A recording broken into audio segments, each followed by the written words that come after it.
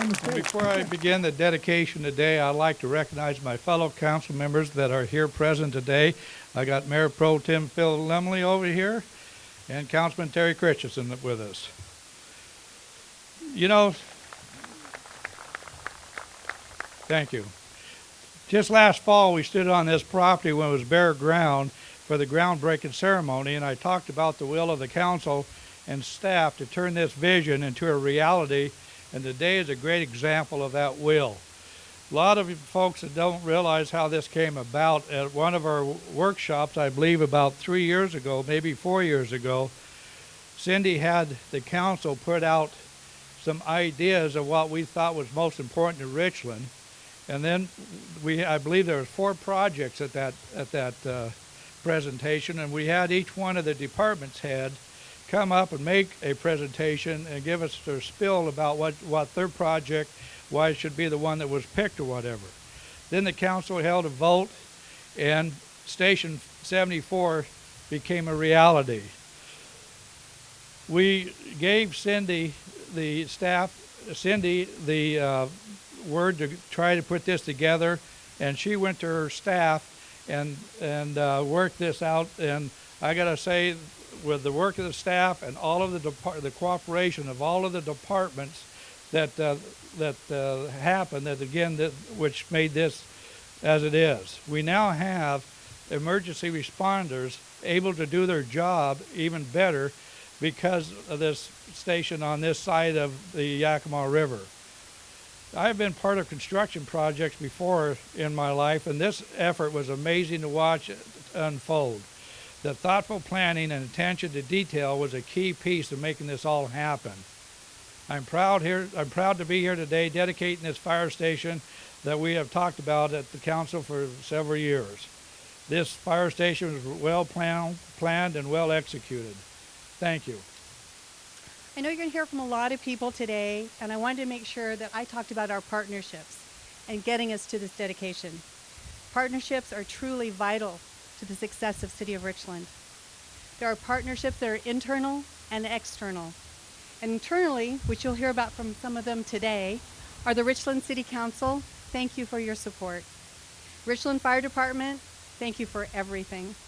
The Richland Police Department, thank you for being a part of this as well. And the Parks and Public Facilities Department, without you, this could not be possible. And our Administrative Services Department for finding the funding to make this possible. All of these departments were instrumental in making this building happen efficiently and in a cost-effective manner. It took a lot of hard work to get here today. Many of you could attest to that. But most importantly, it took trust. Trust that this could be done. Trust in the process and trust in each other. And most importantly, trust in the City of Richland. Externally, we have our political leaders, especially Representative Sharon Brown. She was a key supporter in helping us with the design-build process. Senator Brown could not be here today, and she sends her regrets. We also have the support of our local fire partners. Many of you are here today. Thank you for attending. We also have the support of other city managers, and I want to personally thank Marie Mosley, the city manager for the city of Ketowink. Without your support and friendship, I don't think I could have worked as hard on this, or maybe directing staff to do it. So thank you, Marie. I appreciate that. Thank you for all our partners, for all of your assistance and support. And as you know, this station has been on the books for a very long time. The mayor talked about that.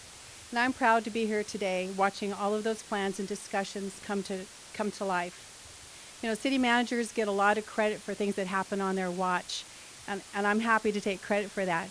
But I didn't do this. It's the staff that did this. All of you here had a hand in this. Some of you gave a lot. Some of you helped with plans. Some of you did a lot of talking. But most importantly, you made this happen. And although I can count this in my top 10 of things that I'm most proud of as a city manager, I'm more proud that the staff did this. So thank you very much.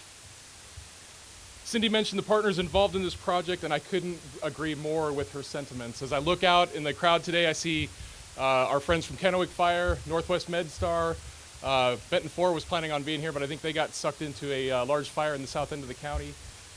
This has been not only a project with our city staff, but also our local emergency response partners as well. As you've heard, this project touched every department and division within the city during design and construction, and it really epitomizes our value of teamwork in the city. It touched the inspectors, other directors, plan reviewers, the employees here at the shops building who sacrificed their parking so that we could get the project going and finish it. We could not have completed this alone, just the fire department. And actually, the reality is we have a much stronger project because we didn't try to do it alone. We tackled this as a group project. We tackled it with teamwork, and we tackled it with a great design team. As you may know, the station was desperately needed to provide coverage for the southwest area of Richland right here, and it positions us really, really well for the future as we grow. Once the Duportail Bridge goes in, it positions us to be able to add depth and capacity to the core part of town, as well as adding to our ability to provide mutual aid and automatic aid coverage to our neighbors. This station was built utilizing a very cost-efficient and effective process called design build, and I think Joe is going to talk at more length about that. But it was a great learning opportunity for us, and I think we all walked away with a stronger project and a stronger sense of team. When someone calls 911, seconds can feel like minutes, and minutes can feel like hours. And as you walk through the station during the tours after the ceremony, you'll see that every thought went into designing a station that is efficient and provides for rapid exit after the 911 notification. From the layout of the crew quarters to the fancy front doors that you'll see operate near the end of the ceremony, all of those things were done with time savings in mind. Finally, this has been a time of tremendous change for the department. I want to thank our workforce for embracing that change with a positive attitude, a can-do attitude. I want to thank the leadership of IAFF Local 1052 for their collaborative approach to addressing those challenges that we see during times of great change. And I want to thank all of you for being with us here today to celebrate the opening of this facility. Welcome, everybody. First off, I want to thank all the citizens. Without all the citizens and everybody here today that's attending, this wouldn't have been possible. I represent Local 1052, the Richland Union Firefighters. We represent Prosser Fire District 3, now known as West Benton. We also oversee the battalion chiefs for the City of Richland, the rank and file for the City of Richland, and also the firefighters for Benton County Fire District 4. All those partners play huge roles in what we do every day, day to day. We're real happy to be a part of the future and a part of the growth here in Richland by dedicating this station today. It will give all of us an opportunity to move into the future. There's potential for a lot of growth in this area. It's a good, solid foundation. With the Duportail Bridge hopefully going in a few years, it'll open up to the core of the city even more. And we're real proud to be here, proud to be your firefighters, proud to represent the City of Richland, and we look forward to the future with you guys. Thank you. Well, the Richland Police Department and Richland Fire Department have enjoyed a very close working relationship in the 3 decades that I've been able to work here. And I think the fire department represents that unique partnership that you see between all of the emergency responders. It also demonstrates to our citizens that Richland is a healthy, growing community. This is an area where we needed to extend our footprint for emergency responders, both law and fire. And because, again, the design features of the building itself, we're able to incorporate a small police presence here. So to the firefighters, thank you for allowing us to inhabit part of your gorgeous new station. And congratulations, this is much deserved and really it's time. And so I hope you enjoy the facility and always know we've got your back, okay? So thank you. So every speaker here has made it sound like this was a very easy project, and then we all sat around the table and hammered it out, and here we are. I'll let the cat out of the bag. It wasn't that easy. And from the beginning, we were delivered a set of expectations and not enough budget.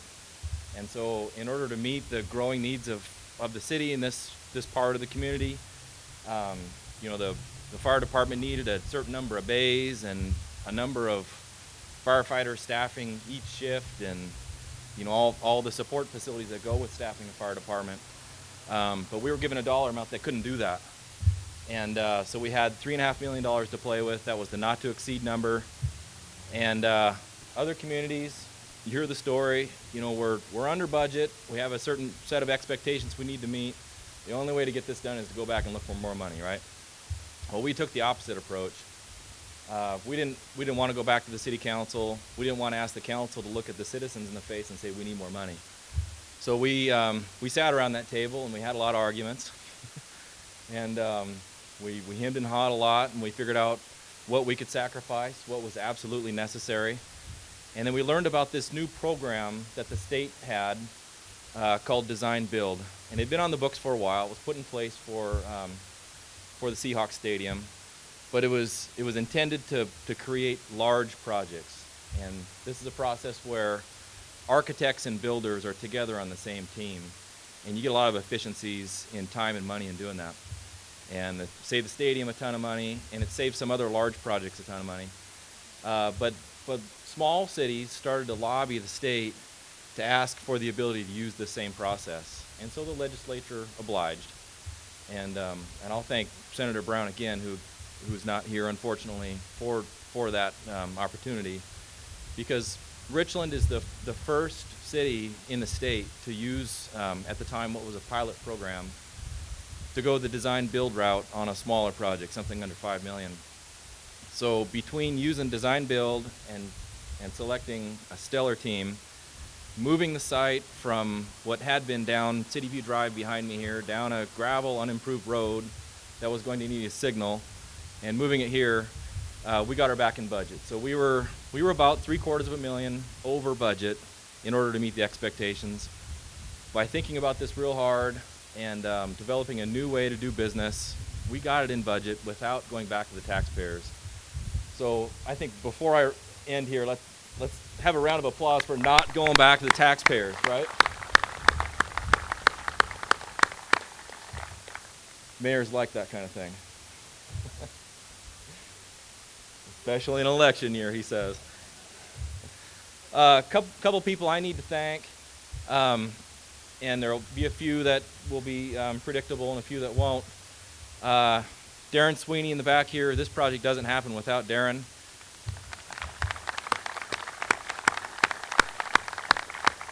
Part of that money savings is in using Darren's talents and skills. Typically in a project like this, you're going to hire a project manager. It's probably a $80,000 budget to do that on a project of this scale. Darren's on staff. We rearranged his time and his schedule in order to be prioritized here. So there's another almost 6 figures we saved on this just by using internal labor. But by Darren doing that, he's a supervisor in the Parks Department, oversees the crew during the summer when plants are growing and there's grass to mow and all that.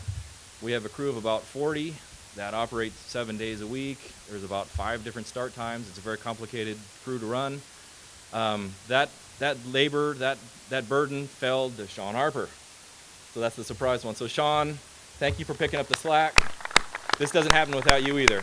So Sean kept the crew intact and picked up where Darren walked away. Patty Rowe sitting next to Sean, paying the bills, getting the lunches together, supporting the whole thing. This doesn't happen without you either. Thank you, Patty. Grant Baines, where you at? There he is, Grant. So Grant, Chief, when this thing started, this has been his baby all along. Shepherded this thing through the capital planning, all of the process to get us to an actual project.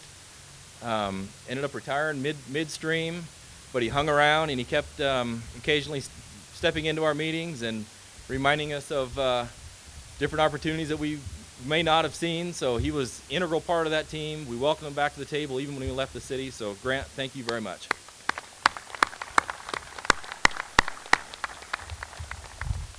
John Boardman, where are you at? I saw you earlier. John. So another retired employee from the fire department. John was brought on the design team early as the seasoned vet who has seen it all. And we needed the old salty guy to make sure we weren't making any silly mistakes. So John, thanks for keeping us on the straight and narrow and sitting at that table with us as well. And then any of you that were on that design team, this is kind of a funny one. I'm constantly eating, I eat a lot.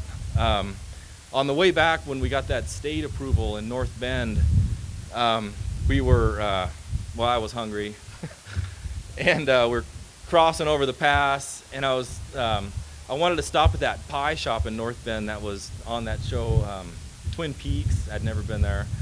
So we wanted to get a piece of pie there. We missed the exit. We went to the next exit. We doubled back, and the district there had constructed a new fire station in North Bend that we didn't know existed. And we thought, hey, on our way to the pie shop, let's stop into this new station and see what it's all about. So we did. We were all dressed up, had our dress uniform on, shoes shine, the whole thing. So we stopped in. They had these fancy doors. They were like, what are these things? We hadn't seen doors like this before. And their whole station was almost built around these doors, and they wouldn't stop talking about these doors. How fast they were, how maintenance-free they were, how the sight lines were exactly what they needed to see. So we were so enamored with those doors, we just about built this station around those doors ourselves. So because of my constant hunger and wanting a piece of pie, thank you for North Bend and the North Bend Fire District for creating a station with those great doors, because now we have them. So everybody has been kind of mentioning the concept of team, and I think team is the most important thing that got us to where we got today. And it makes me think of how construction projects are actually quite a bit like a sporting event, and but when you do a traditional design bid build project, it often tends to be the design team playing against the contractor with the owner as the referee. And it's sometimes very tough to get through the project, and it can get very fierce. But by doing design build, it's a game changer where we're able to put everybody on the same team. The owner's able to join up with us.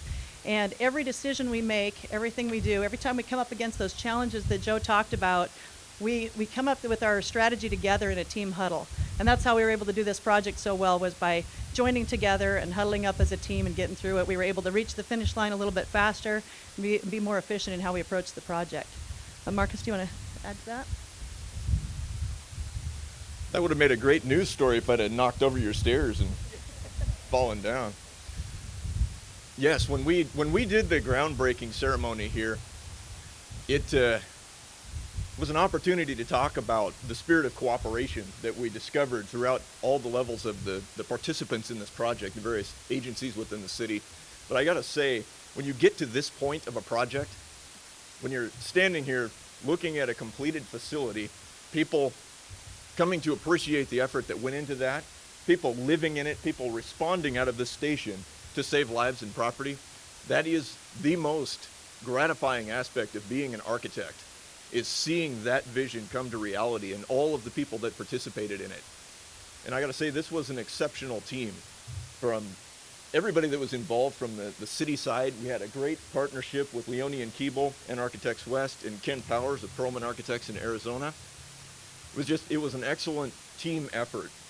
One of those people that was mentioned earlier is Grant over here. And in our various meetings, I don't know if I completely agree with Joe. I thought everything just went smooth as silk. Well, anyway, Grant came to most of those meetings, and he always left us with something interesting to ponder. He always had some oddball statement, or he's a very colorful character. The very last meeting that we did was a sit down to talk about what worked and what maybe needed to improve to make design build better. You know, how did this really accomplish the goals, and what could we do better to make that system more efficient? Grant came in, part of that meeting, and one of the things he said was that this team, the City of Richland, Leone and Keeble, Architects West, finished stronger than they started. And I don't know that you could give a better testimonial than that. So I thank Grant for saying that, and we really appreciate the opportunity to work with the City of Richland, and we hope you enjoy this station to death. Thank you very much.